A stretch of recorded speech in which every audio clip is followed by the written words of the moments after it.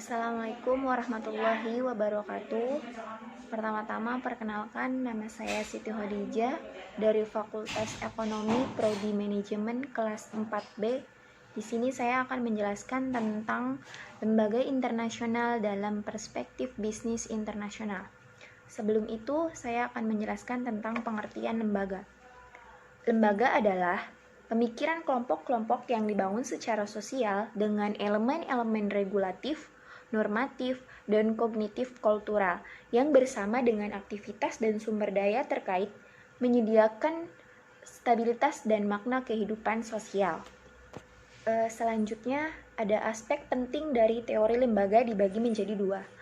Yang pertama adalah lembaga dilihat dari sebagian kumpulan norma yang mengatur hubungan individu terhadap satu sama lain. Yang kedua, lembaga dibangun secara sosial, sebuah kelompok, masyarakat, atau kultur yang membangun dan mereka membatasi perilaku tersebut. Yang ketiga, ada tipe-tipe lembaga. Tipe-tipe lembaga dibagi menjadi dua, yaitu lembaga formal dan lembaga informal. Lembaga formal mempengaruhi tindakan melalui hukum dan peraturan. Contoh, Direktorat General for Competition Uni Eropa. Dan yang kedua, lembaga informal mempengaruhi tindakan menggunakan kultur dan ideologi. Contoh dapat ditemukan dalam pola-pola melingkupi hubungan pemasok dan perusahaan. Contoh dari lembaga formal tadi yang sudah dijelaskan adalah Direktorat General of Competition Uni Eropa. Nah, badan ini mempengaruhi perilaku perusahaan internasional ketika ia ingin melakukan penggabungan atau akuisisi, meskipun perusahaan-perusahaan yang terlibat di dalam transaksi yang diajukan bukan merupakan negara Eropa. Jika penggabungan bisnis ingin menjualnya ke Uni Eropa, akuisisinya memerlukan persetujuan Uni Eropa. Selanjutnya ada teori kelembagaan dan bisnis internasional. Nah, di sini menjelaskan tentang pembatasan suatu lembaga memberi arahan pada perusahaan untuk mengurangi ketidakpastian dalam lingkungan eksternal perusahaan. Pengurangan ketidakpastian ini bertujuan untuk mengupayakan keuntungan bagi perusahaan dengan cara menyajikan lingkungan yang tidak begitu kompleks, yakni ketika perusahaan membentuk keputusan. Lembaga internasional ini juga dibagi menjadi dua tingkat. Yang pertama ada lembaga tingkat global. Lembaga tingkat global ini juga sebagai contohnya yaitu PBB, Persatuan Bangsa-Bangsa. Nah, Persatuan Bangsa-Bangsa adalah lembaga informal yang otoritasnya bersandar pada pilar normatif. Nah, beberapa peran penting PBB dalam bisnis internasional yaitu 1. Perjanjian PBB mengatur standar dan norma teknis sebagai infrastruktur untuk ekonomi global. Yang kedua, PBB berusaha menyiapkan lahan investasi di negara-negara berkembang. Dan yang terakhir, PBB mengatasi kerugian globalisasi seperti terorisme, kejahatan, obat-obat terlarang, dan lalu lintas senjata.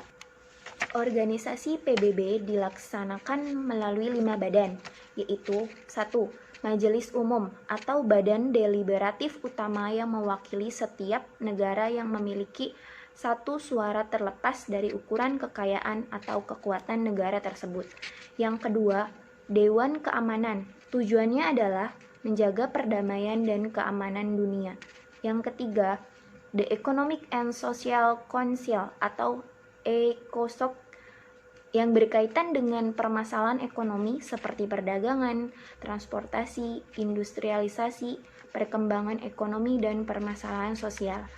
Yang keempat, International Court of Justice membuat keputusan legal yang meninjau perselisihan pendapat antara pemerintah nasional dan penasihat. Dan yang terakhir adalah sekretariat, yaitu sebagai anggota PBB. Selanjutnya, sebagai contoh lembaga tingkat global yaitu Lembaga Moneter Internasional. Nah, dalam Lembaga Moneter Internasional ini juga dibagi menjadi dua. Yang pertama adalah International Monetary Fund atau IMF. Tujuan IMF tersebut adalah 1. Mendorong kerjasama moneter internasional.